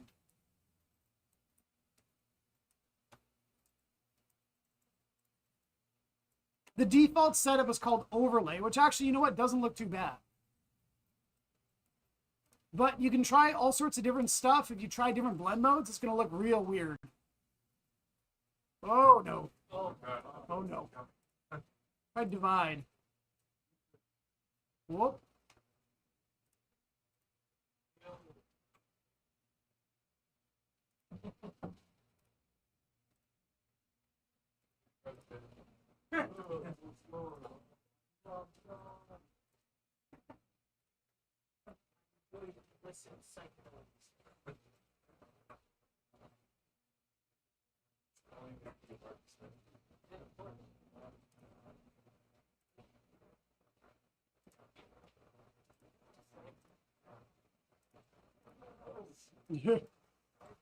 Oh my god. Oh no.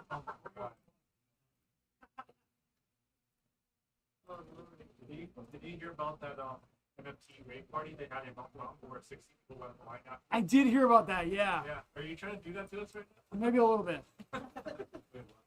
60 people went blind in the NFT party. Yeah, they use some like industrial, I think they're lights. I read something like the lights they used at that party were designed to disorient cattle before they slaughtered them. No. Something like that. No, they use UV lights meant for growing plants. Oh, that was it. Basically sunlight. Oh, yeah. And you're flashing that in people's eyes. That's like, yeah.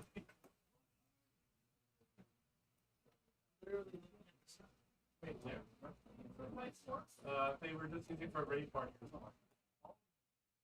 UV lights for rave party. Yeah.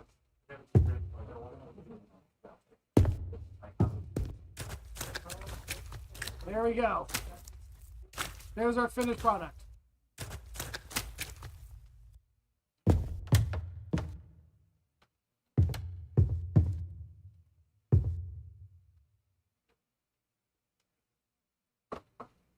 Seen something like this used in a few games. The original Max Payne had a bit where you're kidnapped and drugged up, and your character's basically like running around, ranting about being a ninja.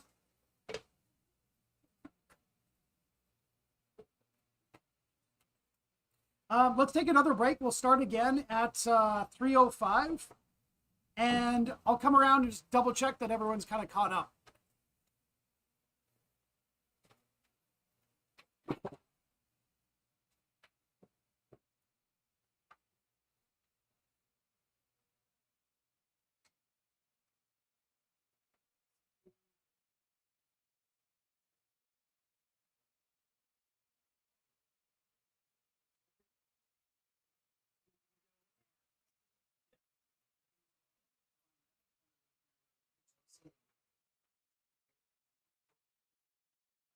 screenshot.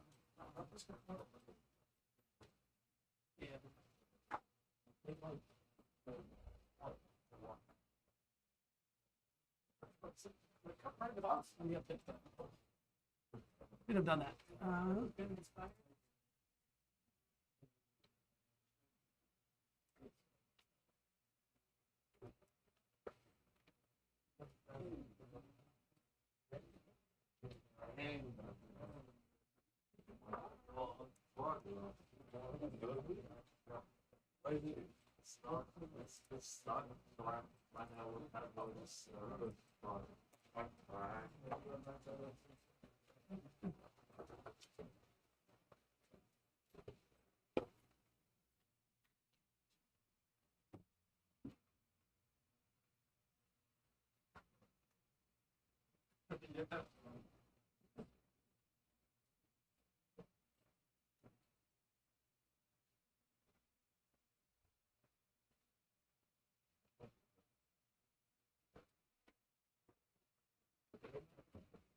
I'm counting everything works. I'll be right back. Not my linear interpolation. It's working.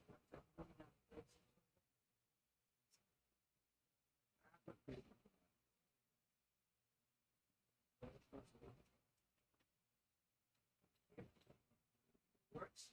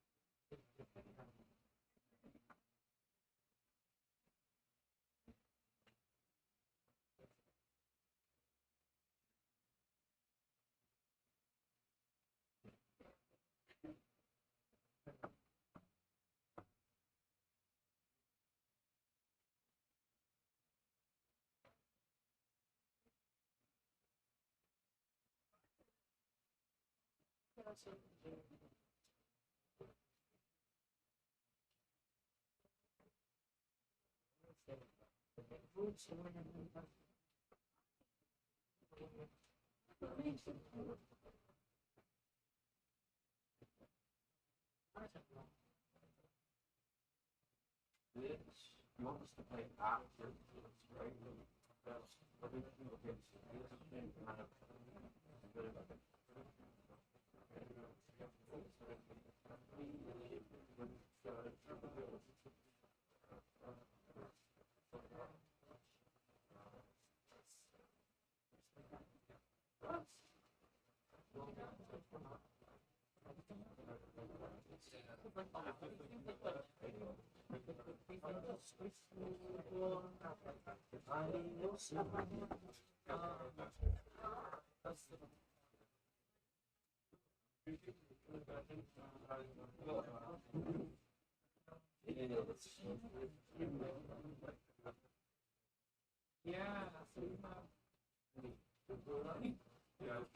Yeah. And then they have My name is Jackson, by the way. Hello, kids. Are you warning about that? Basic only live.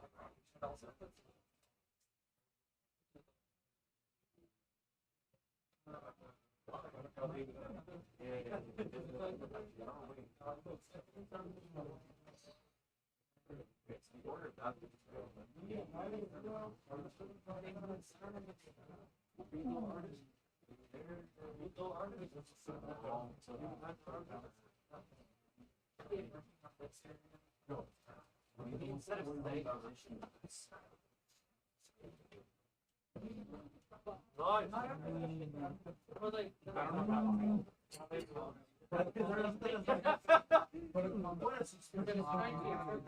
position.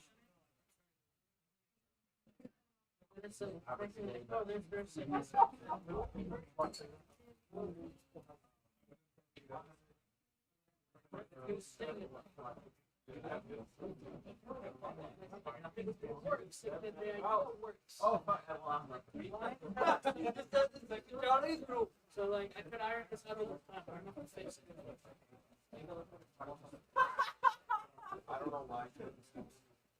So now it's might be in there. Oh, yeah, I mean, it works. It's odd, but it's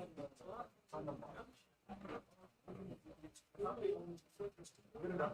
No, that is barely started off one time. And then it's all 15. No, it's not. It's just a pink really less fun.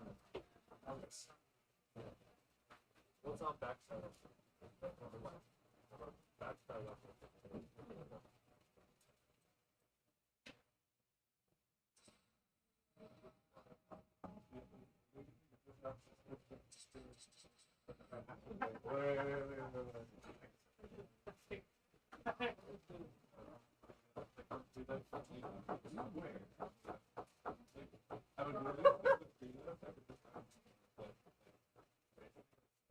Now, biblically accurate. Yeah, I know what it looks like. Oh.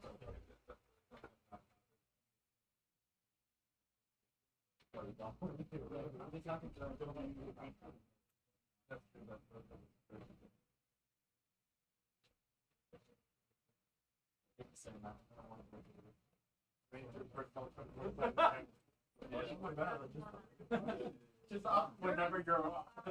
She doesn't sleep. She barely sleeps, so yeah. She's always up. Does it matter? Whenever his on off like her. Well, if I wake up too. That's true.